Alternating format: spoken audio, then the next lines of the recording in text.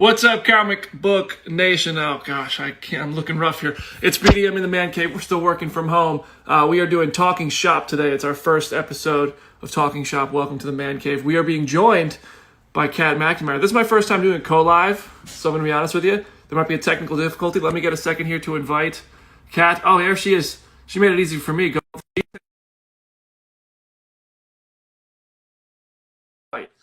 You'll have to see it. Did it work? Did it work? Hello. Hello, it worked. That was so much easier than I thought. How are you? The wonder. I am good. I'm trying to maintain my last, shreds of sanity, as it were. You're not kidding. Yeah, I've been social distancing for a month now, and I'm on my own. So it's been a brand new experience for me. How are you doing? I'm hanging in. You're doing it alone there. I am. Oh my God. Yeah, I rent out the rooms in my house, so I got people in here. I'm okay. That's so nice. So it's all right. But welcome to Talking Shop here on IG Live. The lovely I have this amazing promo for you that I'm gonna read. It's gonna be the best intro ever. Okay, ready for this?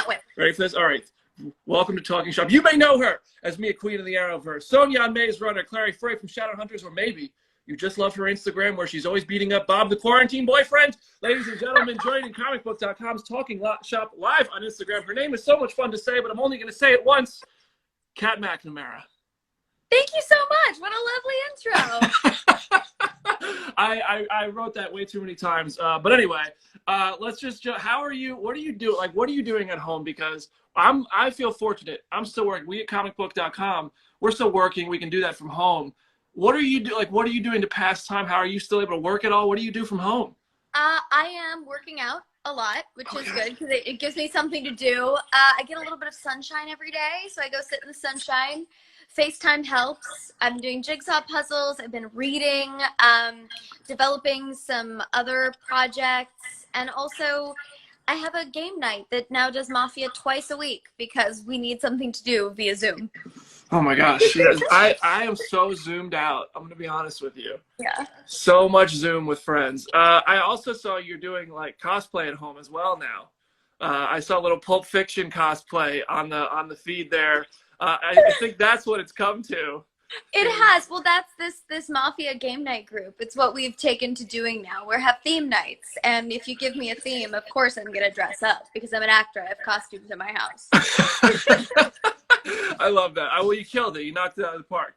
Well, I want to get something. We have bad news this week for all comic book fans. Comic-Con was canceled, which was devastating. It seems like the right move, but it would have been my 7th in a row. I know you're no stranger to Comic-Con, so let's start this on a brighter note though with some bad news. What is your favorite memory of Comic-Con? So I've only been to San Diego Comic-Con once. Okay. And it was for Shadowhunters. It was between, I think, seasons 2 and 3. And the show was on such a high. Our season 2 finale was so kick-ass. And we were able to be there and talk about it and talk about the show and, really bear witness to it while we were in the midst of creating this.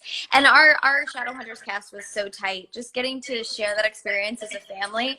I don't really remember sleeping or stopping or anything. I just remember constantly running back to my hotel room to change, fix my hair, and grab a granola bar and then just run. But what I loved most about Comic-Con is I met so many amazing people there, but everyone that I met there was not only there as somebody working or somebody promoting something, but also as a fan. So any sort of, barriers or anything were just gone. People were just willing to chat and have fun and just celebrate all of these creative endeavors. Yeah, that's my favorite thing about Comic-Con. If you're there, you have something in common with all the people there. It just makes it easy to make friends. All right, everybody, if you're in the comments here on Talking Shop, I'm going to get to some of you. Start dropping your questions in. I'm only picking the best ones, so pressure. I did pick a couple from Twitter. This one, a Shadowhunter, Q, speaking of Shadowhunters, this comes from @GreedyCarlson. What do you miss most about playing Clary Frey? The thing I miss most about playing Clary is she had such a rebellious streak, but that always came from a place of love and hope. She had this really unique sort of essence of being so stubborn, but stubborn that the right thing can be done and that a solution can be found. And it made for this really interesting sense of stubborn optimism that I think I relate to in a lot of ways. That's fair. And another ex freaking Frey wants to know, any chance at a Shadowhunters Zoom reunion? I mean, I would love that. I don't necessarily know how to go about organizing and promoting all of that, but honestly, any sort of Shadowhunters reunion, I'd be down. Because I normally see the boys every couple weeks at the very least, and I miss them like crazy. Yeah, I mean, you can see the comments right now. Everybody wants more Shadowhunters. A lot of that on Twitter as well. A lot of love for Shadowhunters, rightfully so. All right, this one. Here's a softball for the Arrowverse from @high5326. What was your favorite part of playing Mia? I think my favorite part of playing Mia was getting to work with Emily and getting to work with Steven and sort of studying what they had done, because they had crafted not only two amazing characters but an amazing relationship, and getting to be the product of that and pull little bits and pieces of each of their characters, both their assets and their flaws, to create an amalgamation of a person that was worthy of, you know, being the Elicity baby. It was a lot of fun, and they were just the best and the most welcoming individuals. I bet. Is it? You said they're welcoming, but I am curious. They've been doing the show for so long on Arrow, and you come in late in the game. Is there like an intimidation factor at all? Like, just, not even from them as people, just in the idea of joining this ensemble that has so much experience and chemistry, to just get hurled in there. Does that make you a little bit nervous on like day one? I definitely knew I had my work cut out for me, but I was ready for the challenge. I mean, of course, going into a new set that, you know, I'd just come from Shadowhunters, and I knew what kind of a family that a show like that creates. So coming in, it's kind of like being the new kid in the senior year of high school. You know, everybody's going to have their friends, and everybody's going to, be established, and you want to just be a part of it.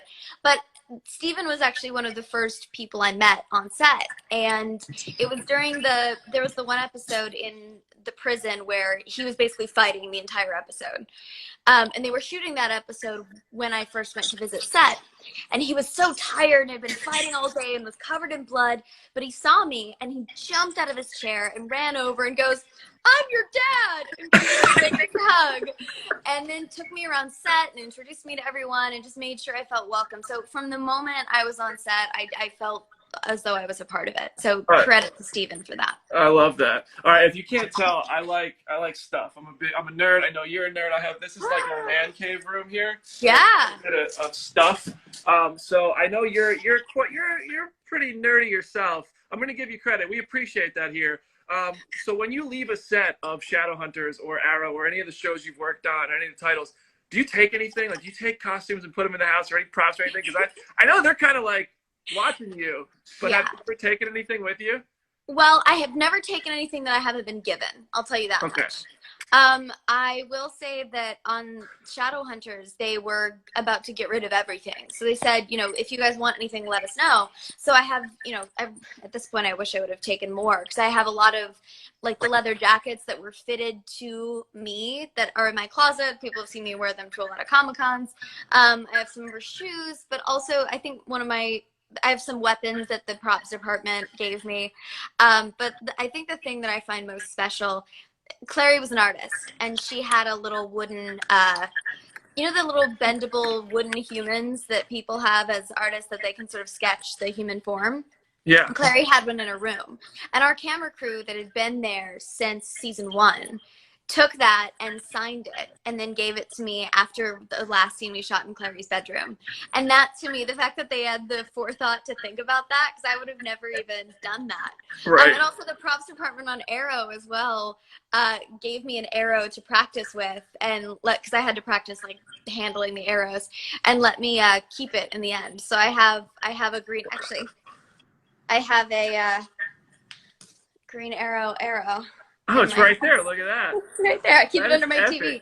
That's like, you do that so casually. That's really epic. Like, you can't just like flex on us like that as if it's nothing. Like, that's well, between Bob and the various and sundry stunt weapons I have in my house, I think it's a little intimidating sometimes, and I don't ever intend it to be. somebody comes over. Oh my God, what is this girl gonna do? Anyway, we have a fun question from the Instagram comments. Mobro16, and this is kind of random. What is your dream car? Oh, my dream car. So when I was a little kid, I always wanted, I think it's because it was my grandfather's first car. I always wanted a 1960s Jeepster. Oh, I okay. just thought that they're like so boxy and dorky and silly, but I love them. I don't know why. I've always had an affinity for them. I love that. That's cool. I'm a huge car nerd, so I recently became a car nerd. So for anybody who doesn't know what a 1960 Jeepster, I just pulled up a picture of it. Can I turn this around? There we go. Is that what you're talking about? Yeah, that's it. That's the one. Look at that. There you go. I can see you rolling around in one of those once so we're allowed silly, out of but the I love house them. again. All right, now back to Arrow stuff. I have to. We want to see you back as Mia, and there's the word, and we're good friends with Mark Guggenheim, and he has seemed optimistic that we're going to have Green Arrow and the Canaries become a thing. I'm obligated to ask. They'll kill me if I don't. Is there any update? Is there any progress on that? I have no idea. I just asked the other day, and because of the state of the world and everything that's going on, everything has kind of changed. Upfronts have been canceled. Nobody knows what's going on. We weren't supposed to know till May anyway. Right. And now at this point, who knows when the decisions are going to be made? Obviously, I had such a lovely time playing Mia. I'd love to be back, and especially now, there's so many exciting things for her, taking on the mantle of the Green Arrow and moving forward. They made me a really badass suit that I love, so I'd love to wear it again. But we'll see. Time will tell. How wild is it for you to say that kind of stuff out loud? Is it just kind of surreal to know like you're the Green Arrow now? I mean, it's just like I'm the Green, whatever. It's a lot of responsibility, honestly, because Steven and company worked so hard to create such an amazing legacy that means so much to so many people. And the fact that if things move forward positively, I'll be entrusted with that is insane. But there are times doing what I do for a living that you do kind of have to pinch yourself and go, this can't be what I do for a living. And one of those times was the crossover. When you're on set in your own superhero suit with the Green Arrow and Batwoman and Supergirl and 3 Supermen and the Flash and all of these amazing people, you look around and you go, what Yeah. What is that? As Steven is getting ready to put the suit on for the last time, and you're putting it on for the first time, and possibly continuing this, does he have any advice? Does he say anything, like any advice or anything like that to you that you can share? I know some of that could stay personal, but is there anything you can share that he might have said? I mean, in general, he's been the most supportive and has always said, if you ever have any questions, if you ever need anything, I'm here for you. So he sort of has been my, my DC Universe dad, and it's awesome in that sense. Yeah. But it's funny you say that, him putting it on for the last time and me for the first time. Our last day on set together was on the crossover. Wow. And we didn't realize it until that morning. We just kind of looked at each other and went, wait, this is our last day working together.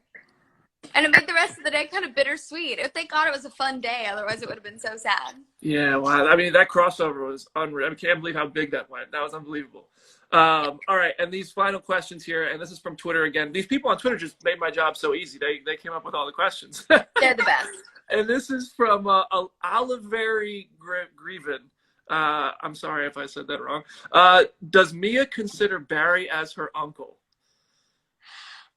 I think so. I think uncle, big brother, something. That's honestly, Grant and I had so much fun with that relationship between Mia and Barry on the crossover, because characters like Sarah Lance and Barry Allen know Oliver Queen so well. Yeah. And they can see these sort of more aggressive tendencies in Mia. And so they can not only advise her, but know how to kind of handle her in a sense when it gets to these situations of just calm down, Mia, we're gonna go, we're gonna step away, take a breath, talk about this, and we'll be back. But I think if things do move forward, it leaves a lot of openings for some fun banter. Oh, for sure. So I mean, that answers the next question. Would you like Mia to share more scenes with Barry if the spinoff is picked up? We'll just say, I think you want scenes with everybody. That's fair. That's like, especially those characters. Yeah. Okay, so this is a good one to end on, I think. How was it shooting your last scene with Stephen Amell and Emily Bett versus shooting your first scene? How far did you guys come as a cast? And what was it like to start and finish? I mean, it was I wouldn't say night and day, because we all spend a lot of time together, you know, between Comic Cons and different things, social time we had as well. But I remember instantly clicking with both Steven and Emily, and that was such a relief. But getting to work with Steven, you know, because he does have this legacy and does have this sort of clout as the Green Arrow, and our first scene together was, you know, we both had to be completely in tears, and I was covered in blood, and it was a big scene. But I'm sort of glad for it, because it gave me a lot to focus on, and we just kind of dove in head first to the deep end of the pool, and both of us were crying when the camera wasn't even on us for that scene. And you know, the last scene we spent together running through an abandoned building with things exploding behind us, shooting arrows in tandem. So I think that journey was pretty perfect. Wow. And with Emily, we had a really, really great time. We have a very similar sense of humor, and you know, she's such a fantastic actor who will always bring something new to surprise you. So whether, you know, we're mother-daughtering it up or singing Hamilton between takes, we had an incredible time. That is so cool. I feel like we're obligated now with how awesome that was to get you back in there sooner than later. But Kat, thank you so much for taking time out of the quarantine life. I know it's all very exciting right now. To join us on Talking Shop with comicbook.com. This was super cool, and I know everybody enjoyed it. I did. So thank you, everybody. Make sure you're following comic book fans. Make sure you're following at kat.mcnamara on the IG. Great content there. Honestly, the selfies are top notch. Oh, thank you. I'm just trying to, you know, make somebody smile in this crazy time we're living in. I'm going to DM you for some tips, because mine are not coming out well. Amazing. Thank you so much. It's been a pleasure. Thank you for having me. Thanks, everybody. Everybody, Bye. Dee, I'll see you later.